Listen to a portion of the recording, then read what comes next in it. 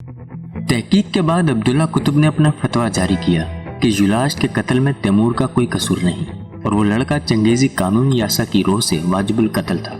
जब शहर के दरोगा ने भी इस बारे में तफ्तीश की तो वो भी इसी नतीजे पर पहुंचा कि जुलाश यासा के मुताबिक कत्ल का मुस्तहिक था। लिहाजा इसका बाप ना तो इंतकाम ले सकता है और ना ही खून बहा का मुतालबा कर सकता है। जुलाश के बाप ने भी मजबूरन बेटे के कत्ल से चश्मपोशी कर ली, लेकिन वो जब तक जिंदा रहा तैमूर को खसूमत भरी नजरों से देखता रहा। वक्त के साथ साथ तैमूर की जिस्मानी कुव्वत और जोर बाजू में भी इजाफा हो रहा था और वो महसूस कर रहा था कि जैसी कुव्वत और ताकत इसमें है वो दूसरे इंसानों में नहीं। तैमूर जब 16वें साल में पहुंचा तो इसके हम उम्र नौजवानों में से कोई भी इसका मुकाबला नहीं कर सकता था। वो तीर अंदाजों में इस कदर माहिर था कि इस जैसा निशाना लगाना किसी के बस की बात न थी। किसी का तीर इसके चलाए हुए तीर से ज्यादा दूर तक नहीं जा सकता था। जब वो आसमान की तरफ निशाना लेकर तीर फेंकता तो इसका तीर नजरों से ओझल हो जाता और देखने वाले अंगश्त बदनदान रह जाते। इस जमाने में तैमूर एक दिलचस्प मशगला बनाए हुए था जो बाज़ जंगी मुहिमात में इसके बेहद काम आया। वो अपनी चरागाह में 3 घोड़ों को बेक वक्त भागने पर मजबूर करता और फिर जब तीनों सर पर दौड़ रहे होते तो छलांग लगाकर एक घोड़े की पीठ से दूसरे और फिर तीसरे की पीठ पर मुंतकिल हो जाता। फिर यही अमल दोहराते हुए घोड़े की पीठ पर पहुंच जाता। यही नहीं, इसने एक और फन में कमाल महारत हासिल कर ली थी, वो ये कि घोड़े की ज़ेन से उतरकर इसकी रकाब में अपना पैर फंसा लेता और फिर घोड़े के दाएं या बाएं पहलू से लटकने की कोशिश करता था। बाद में ये तरीका इसके बेहद काम आया और मैदान जंग में दुश्मन के तीरों से बचने के लिए वो यही तरीका इख्तियार किया करता। इससे कई बार इसके घोड़े तो हलाक हो जाते मगर वो खुद बच जाता था। तीर अंदाजी और शमशेर जनी के साथ साथ तैमूर ने तैराकी में भी बेहद महारत हासिल कर ली थी। जब दरिया तगियानी पर होती तो वो दरियाओं में कूद जाता और तूफानी लहरों का मुकाबला करता हुआ दूसरे किनारे तक पहुंच जाता। इसके अलावा कमन फेंकने में भी इसने खास महारत हासिल कर ली थी। वो बड़ी चाबक दस्ती से जंगली घोड़ों पर कमन फेंकता और मतलूबा घोड़े की गर्दन गिरफ्त में लेकर इसके मुंह पर दहाना बांध देता, फिर इस पर सवार होकर शहर की तरफ रवाना हो जाता। 16 साल की उम्र को पहुंचने तक वो अपने जमाने के तमाम उलूम पर भी दस्तरस हासिल कर चुका था, सवाए इल्म नजुम के, जिससे से कतन कोई दिलचस्पी नहीं थी। इन्हीं दिनों एक रोज तैमूर के वालिद इसे इसके दादा के मजार पर ले गए और वहां बनी हुई मस्जिद की तरफ इशारा करके कहने लगे, तैमूर, मैं तुम्हें बताना चाहता हूँ कि हम चुगताई खानदान से ताल्लुक रखते हैं और हमारे अजदाद का सिलसिला नसब हजरत नूह अलैहिस्सलाम के फजल याफ्त से जा मिलता है। हमारे खानदान में जो पहला शख्स मुसलमान हुआ इसका नाम करशा बून था और वो चुगताई का दामाद था और उसी वजह से इसे गोरगन के नाम से पुकारते थे। गोरगन यानी दामाद। बाद में यही नाम हमारी पहचान बन गया, इसलिए मुझे भी गोरगन कहते हैं और मेरे बाद तू भी इसी नाम से पुकारा जाएगा। यहाँ जो लोग दफन हैं वो सब हमारे आबाओ अजदाद हैं और ये सब इस्लाम के मानने वाले थे। मेरे बेटे, तुम भी इन्हीं की तरह सच्चे दिल से इस्लाम के पैरोकार रहना और ये समझ लो कि दुनिया में कोई भी दीन मोहम्मद सल्लल्लाहु अलैहि वसल्लम से बढ़तर और अफजल नहीं।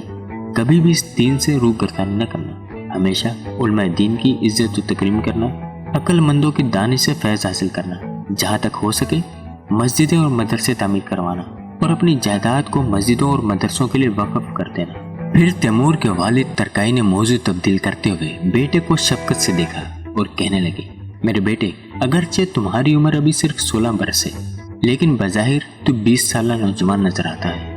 तेरा कद भी इतना बढ़ चुका है कि मेरा सर तेरे कंधों तक आता है। तेरा चौड़ा सीना और मजबूत बाजू इस बात की दलील है कि तू अब जवानी की इस मंजिल पर पहुंच चुका है कि तुझे शादी कर लेनी चाहिए, ताकि मेरे बाद मेरी नस्ल की बका और मेरे खानदान के दवाम की जमानत हो जाए और मैं इस सुकून के साथ दुनिया से रुखसत हो सकूं कि मेरी नस्ल के लोग इस दुनिया में बाकी हैं। तैमूर ने अपने बाप को जवाब दिया कि इसे शादी से कतई दिलचस्पी नहीं। इस पर इसके वालिद मुताजिब हुए और दरियाफ्त किया कि आखिर इसे शादी से क्यों दिलचस्पी नहीं है। तैमूर ने कहा, इसे हसूल इल्म, घुड़सवारी, शमशेर जनी, तीर अंदाजी और नेज़ेबाजी का इतना शौक है कि वो फिलहाल शादी के बारे में सोचता तक नहीं। इसके वालिद ने समझाया, बेटे, ये सब चीज़ें अपनी जगह, मगर अज़वाजी ज़िंदगी की अहमियत से इनकार नहीं किया जा सकता। ये दोनों अलग अलग चीज़ें हैं। एक मर्द को जवानी में ही शादी कर लेनी चाहिए ताकि इसकी औलाद जवान नस्ल से पैदा हो, मगर तैमूर ने वालिद से दरख्वास्त की कि कम से कम 1 या 2 साल तक इसकी शादी का मामला अल्तवा में डाल दें ताकि वो अपने पसंदीदा मशगलों में महारत जारी रख सके। इसका ख्याल था कि जब कोई मर्द शादी कर ले तो इसकी जिस्मानी कुव्वत में कमी वाक़ हो जाती है, मगर बाद में सुल्तानी के बड़े पादरी से मुज़ाकरात के दौरान इसे पता चला कि इसका ये तस्वुर कतई गलत था। 16 बरस की उम्र में तैमूर समरकंद गया और वहाँ अमीर कलाल से मुलाकात हुई। अमीर कलाल अपने नाम के बरक्स अमरा में से न थे, बल्कि उर्फा के ज़मरे में शुमार होते थे। बहुत से लोग इन्हें एक सच्चा पीर मानते और इनसे फैज़ हासिल करने के लिए आने वालों का हुजूम जमा रहता था। तैमूर के उस्ताद अब्दुल्ला कुतुब ने इसे अमीर कलाल के पास भेजते हुए एक खत तहरीर करके दिया और कहा कि ये नामा अमीर कलाल की खिदमत में पेश कर देना, वो तुम्हें समरकंद में किसी किस्म की मुश्किल पेश नहीं आने देंगे। तैमूर समरकंद पहुंचकर अमीर कलाल की दरगाह में हाजिर हुआ और इन्हें अब्दुल्ला कुतुब का खत पेश कर दिया। अमीर कलाल लंबी सफेद दाढ़ी और मेहरबान आंखों वाले बुजुर्ग इंसान थे। इनकी उम्र 80 वर्ष के करीब थी। उन्होंने खत पढ़ने के बाद तैमूर की तरफ बगौर देखा, जो इस वक्त मजलिस के आखिर में दरवाजे के नजदीक बैठा हुआ था। उन्होंने तैमूर से कहा, ए जवान, उठ और मेरे नजदीक आ ताकि मैं तुझे अच्छी तरह देख सकूं। तैमूर अपनी जगह से उठकर लोगों के दरमियान से गुजरता अमीर कलाल के पास पहुंच गया। उन्होंने तैमूर से बैठने को कहा और बोले, तैमूर, मैंने तेरे बाप का नाम सुन रखा है मगर इसे कभी नहीं मिला। अब्दुल्ला कुतुब ने लिखा है कि तू हाफिज कुरान है और तुझे दुनिया भर के शायरों का कलाम याद है। तैमूर ने इस बात में गर्दन हिलाते हुए कहा, जी हाँ पीर साहब, अल्लाह ने मुझे वसी और कभी हाफिज़ा अता किया है और मैं जो शेर एक बार भी पढ़ लूँ या सुन लूँ तो मुझे फौरन याद हो जाता है। पीर साहब ने तैमूर से दरियाफ्त किया, क्या तुझे आशी के शेर याद हैं? तैमूर ने जवाब दिया कि इसने आशी के शेर का मुताला नहीं किया क्योंकि इसके अशआर गज़ल हैं या तशबीब और इसे इन दोनों से नफरत है। अमीर कलाल ने कहा, ए तैमूर, तू एक आलिम व फाजिल जवान है, लिहाजा तुझे इल्म की किसी भी सबसे नफरत नहीं होनी चाहिए क्योंकि बाज़ औक़ात ऐसे शुआर में शोहरा कराम अरफानी इसरार को बयान करते हैं जिन्हें सिर्फ अरबाब बसीरत ही समझ सकते हैं। इसके बाद अमीर कलाल ने आशी की एक गज़ल पढ़ी और तैमूर से कहा कि अगर तुम्हें एक दफ़ा सुनने से ही अरबी और फारसी के शेर याद हो जाते हैं तो जो गज़ल मैंने पढ़ी है क्या तुम इसे दोहरा सकते हो? तैमूर ने बिला तामल गज़ल के अशार सुना दिए। इससे पहले कि अमीर कलाल कुछ कहते, हाजिरीन में से एक शख्स उठकर बोला कि इस नौजवान ने आशी की मज़कूरा गज़ल पहले ही सुन रखी थी, इसलिए इस रवानी से इसने ये अशार सुना दिए। अरबी ज़ुबान से वाक़िफ़ रखने वाले लोग आशी से खूब वाकिफ़ होते हैं। ताहम मेरे पास अरबी के कुछ ऐसे अशार मौजूद हैं जिन्हें आज तक किसी ने नहीं सुना क्योंकि वो अशार मेरे अपने हैं और मैंने अब तक इन्हें किसी को नहीं सुनाया। मैं वो शेर पढ़कर सुनाऊंगा।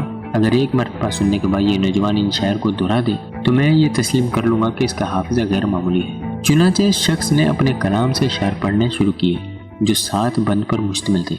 आखिरी शेर पढ़ लेने के बाद इस शख्स ने तैमूर से इन्हें दोहराने को कहा। तैमूर ने शुरू से लेकर आखिर तक तमाम अशार मनोवंत सुना दिए। जब इसने आखिरी शेर मुकम्मल किया तो गोया हाजिरीन को सांप सूख गया। सब तैमूर को हैरत और इस्तजाब से देख रहे थे, जैसे कि इन्हें यकीन न आ रहा हो कि इनके सामने मौजूद शख्स वाकई इंसानी कबील से ताल्लुक़ रखता है। पीर अमीर कलाल ने लबों पर मुस्कुराहट सजाते हुए तैमूर के सर पर हाथ रखा और महफिल के सकूत को तोड़ते हुए कहने लगे, मैं इस नौजवान के चेहरे पर एक खास किस्म का नूर देख रहा हूँ। ये जवान जल्द एक ऐसे मकाम पर पहुँच जाएगा कि इससे पहले किसी ने वहाँ तक रसाई हासिल नहीं की। मैं शायद इतना अरसा जिंदा ना रह सकूँ कि इस नौजवान की इज़्ज़त को देख सकूँ, लेकिन तुम लोग जो यहाँ हाजिर हो इंशाल्लाह बकीद हयात होगे और देखो या सुनोगे कि इस नौजवान का नाम सारी दुनिया में गूंज रहा होगा। इसके बाद अमीर कलाल ने 7 कुलचे मंगवाकर तैमूर को दिए और कहा कि जब तुम अपने शहर कैश पहुँच जाओ तो इन कुलचों में से हर एक का थोड़ा थोड़ा हिस्सा खा लेना और बकिया महफूज कर लेना। मैं पेश बेनी करता हूँ कि दुनिया के हफ्त इकलीम तेरे सामने सर एतात खम कर देंगे। जब अमीर कलाल ने ये पेशगोई की, इस वक्त तक किसी को तैमूर के बारे में यकीन नहीं था कि वो एक दिन फातेह आलिम बनकर दुनिया पर छा जाएगा। बलाखिर इनकी ये पेशकश सच साबित हुई। तैमूर जब अपने शहर वापस पहुंचा तो इसके वालिद ने इसे बताया कि मीर कलाल एक नहायत बुलंद पाया और साहिब कमाल बुजुर्ग हैं, लिहाजा तुम इनकी नसीहत पर अमल करते हुए 7 कुलचों में से थोड़ा थोड़ा खा लो और बाकी हिफाजत से अपने पास रख लो। तैमूर ने ऐसा ही किया। बाद में इसे पता चला कि मीर कलाल वाकई एक साहिब कमाल बुजुर्ग थे क्योंकि इनका कहा हकीकत में बदल गया। समरकंद से वापसी पर तैमूर के वालिद ने इसे शमशीर बाजी के एक मशहूर उस्ताद समर तरखान की शागिर्दी में दे दिया ताकि वो उसे इस फन में माहिर कर सके। समर तरखान तैमूर को एक अनोखे तरीके से शमशीर ज़नी सिखाता था। वो अपने साथ एक रस्सी लेकर आता और तैमूर का दाएं हाथ रस्सी की मदद से मजबूती के साथ इसके जिस्म के साथ बांध देता। फिर वो तैमूर से कहता, ए तैमूर, तुम्हारी हालत इस ऐसे इंसान की है जिसका सिर्फ एक हाथ हो और वो भी सिर्फ बायां हाथ। फिर वो वजाहत करते हुए तैमूर को बताता कि जंग के दौरान या तन बतन लड़ाई के दौरान दुश्मन की एक कोशिश होती है कि अपने मद मुकाबिल के दाएं हाथ को नकारा बना दिया जाए ताकि वो तलवार या कोई दूसरा हथियार इस्तेमाल करने के काबिल ना रहे। हत्ता कि नेज़े का एक मामूली वार भी दाएं हाथ को नकारा बना सकता है। چنانچہ لڑائی کے دوران جس شخص کا دائیں ہاتھ زخمی ہو جائے اور وہ صرف دائیں ہاتھ سے تلوار چلانا جانتا ہو تو پھر اس میں اور مردے میں کوئی فرق نہیں رہتا، لیکن اگر کوئی الٹے ہاتھ سے بھی اسی مہارت سے تلوار چلا سکے تو پھر وہ ایسا ہے جیسے ایک ہی شخص کے اندر دو انسان موجود ہیں۔ اگرچہ اس سے پہلے بھی تیمور دونوں ہاتھوں سے کام لیتا تھا اور لکھنے لکھانے کے علاوہ تیر اندازی اور شمشیر بازی بھی کرتا تھا، لیکن سمر ترخان نے اسے خاص تعلیم دی اور الٹے ہاتھ کو بالکل سیدھے ہاتھ کی طرح استعمال کرنے میں ماہر بنا دیا۔ بعد میں جب تیمور نے مختلف جنگوں میں حصہ لیا تو اسے سمر ترخان سے حاصل کی تربیت کو بروکار لانے کا بھرپور موقع ملا، جس سے فائدہ اٹھا کر وہ معتدد بار اپنی جان بچانے میں کامیاب ہو گیا۔ تیمور جب سلطنت کے مقام تک پہنچا تو سمر ترخان کافی بڑا ہو چکا تھا، تاہم تیمور نے اس کی تربیت کو فراموش نہ کیا اور اس کے لیے اتنا وظیفہ مقرر کر دیا کہ وہ اپنی باقی عمر آرام اور سکون سے گزار سکے۔ ان دنوں اگرچہ تیمور کی زیادہ توجہ جنگی فنون پر مذکور تھی، مگر وہ حصول علم سے بھی غافل نہیں تھا۔ اس نے اسی دور میں دو اہم کتابوں کا مطالعہ کیا جو دونوں فارسی میں لکھی گئی تھی۔ ایک کا نام مثنوی تھا جسے مولانا جلال الدین نے تصنیف کیا اور دوسری گلشن راز تھی جسے شیخ محمود سبزتری نے تالیف کیا تھا۔ تیمور خاص طور پر گلشن راز سے متاثر ہوا اور جب اس نے مہمات کے دوران آذربائیجان پر غلبہ حاصل کر لیا تو صرف اس وجہ سے وہاں لوگوں کا قتل عام معاف کر دیا کہ گلشن راز کا لکھنے والا سبزتر کا رہنے والا تھا جو آذربائیجان میں واقع ہے۔ بہرحال اس زمانے میں گلشن راز نے تیمور کے ذہن کو جلا بخشی اور حکمت کے دشوار اور پیچیدہ مسائل کو اس کے لیے آسان بنا دیا۔ امیر یاخمان کی فوج میں شمولیت۔ اس زمانے میں سمرقند پر امیر یاخمان کی حکمرانی تھی۔ اس کی عمر 70 برس کے قریب تھی اور اس کے دونوں بیٹے لڑائیوں میں ہلاک ہو چکے تھے۔ یوں ایک بھتیجے کے سوا اس کا کوئی جانشین وارث نہیں تھا۔ یاخمان کو یہ خوف لاحق تھا کہ اس کا بھتیجا کہیں حکومت کے لالچ میں سے قتل نہ کر دے۔ امیر یاخمان تیمور کے باپ کو جانتا تھا، چنانچہ تیمور نے اسے پیغام بھیجا کہ اگر وہ رضامند ہو تو تیمور اس کی ملازمت اختیار کر لے۔ امیر یاخمان نے تیمور کی درخواست منظور کر لی۔ جب تیمور امیر یاخمان کے دربار میں حاضر ہوا تو وہ اسے دیکھ کر حیران ہوا اور بولا، میں حیران ہوں ترکائی کا بیٹا اس قدر بلند قامت اور تنومند کیسے ہے؟ پھر وہ تیمور کو مخاطب کر کے بولا، اے نوجوان، تو کیا کر سکتا ہے؟ تیمور نے اسے بتایا کہ وہ قلم اور تلوار دونوں کو چلانے میں مہارت رکھتا ہے، لہٰذا اگر امیر چاہے تو وہ اس کے دیوان کو بھی سنبھال سکتا ہے اور اس کی فوج کی نگرانی بھی کر سکتا ہے۔ امیر یاخمان نے فوج کی نگرانی کا کام تیمور کو سونپ دیا۔ امیر یاخمان کی فوج کا سپہ سالار غولر کمال نامی شخص تھا جو خاصا فربا اور بھاری بھرکم انسان تھا۔ اس کی عمر 50 سال سے اوپر تھی۔ غولر کمال کو جب علم ہوا کہ تیمور نامی نوجوان کو فوج کی نگرانی کے لیے بھیجا گیا ہے تو وہ اس کا تمسخر اڑانے لگا اور سپاہیوں کو مخاطب کرتے ہوئے کہنے لگا، دیکھو یارو، امیر یاخمان نے ہمارے لیے ایک لونڈا بھیج دیا ہے تاکہ ہم اس کے ساتھ کچھ دل لگی کر سکیں۔ تیمور کو یہ سن کر بہت غصہ آیا اور اس نے اسی وقت اپنی تلوار برآمد کر کے غولر کمال کو للکارتے ہوئے کہا، میں ابھی ثابت کر سکتا ہوں کہ میں ایک لونڈا نہیں بلکہ مجھے اپنی ہتک کرنے والوں کا حساب بھی چکانا آتا ہے۔ یہ کہہ کر تیمور نے غولر کمال پر حملہ کر دیا۔ غولر کمال نے بھی تلوار کھینچ لی اور تیمور کے مقابلے میں نکل آیا، لیکن اس فروا شخص کے بدن کی حرکت سست اور کمزور تھی کہ تیمور کو جلدی پتہ چل گیا کہ اس کا مد مقابل بہت کمزور ہے اور اس کے ہاتھوں نہیں بچ سکتا، اور ایسا ہی ہوا۔ تیمور نے بائیں جانب سے اس کی گردن پر وار کیا اور اس کی تلوار غولر کمال کے شارک کاٹتی ہوئی گردن کی ہڈی تک پہنچ گئی۔ غولر کمال چکرا کر زمین پر گر گیا اور اس کی گردن سے خون کا فوارہ پھوٹ نکلا۔ کچھ دیر بعد غولر کمال کا بدن بے جان ہو کر حیرت میں ڈوبے سپاہیوں کی آنکھوں کے سامنے پڑا تھا۔ تیمور نے اپنی تلوار غولر کمال کے کپڑوں سے صاف کی اور حیران کھڑے سپاہیوں کو روب سے مخاطب کرتے ہوئے بولا، کان کھول کر سن لو، میں تیمور ولد ترکائی شہر کیش کا رہنے والا آج سے تمہارا سپہ سالار ہوں۔ اب تمہیں میری اطاعت کرنی ہوگی اور جس نے میری حکم عدولی کی اسے غولر کمال کا انجام یاد رکھنا چاہیے۔ سپاہیوں نے ایک دوسرے کی طرف دیکھا اور پھر سر جھکا لیا۔ تیمور جان گیا کہ اس کی سپہ سالاری پکی ہو گئی ہے۔ جس دن تیمور نے غولر کمال کا خون کیا اسی دن اسے امیر یاخمان کی طرف سے بلاوا آ گیا۔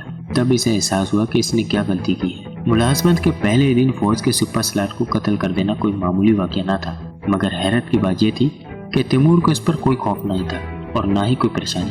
امیر یاخمان تیمور کو دیکھتے ہی اپنی نشست سے اٹھ کھڑا ہوا اور دانت پیستے ہوئے غضبناک لہجے میں بولا، اے ترکائی کے بیٹے، غولر کمال کا خون کر کے تو نے مجھے۔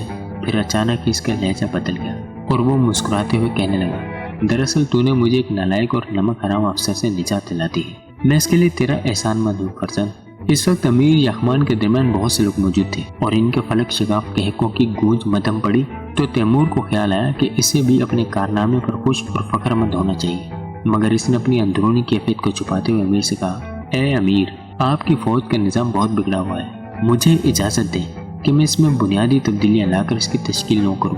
امیر یغما نے خوشی میں ہاتھ جھٹک کر کہا، جا، تجھے میری طرف سے پوری اجازت ہے، جو کرنا چاہے سو کر۔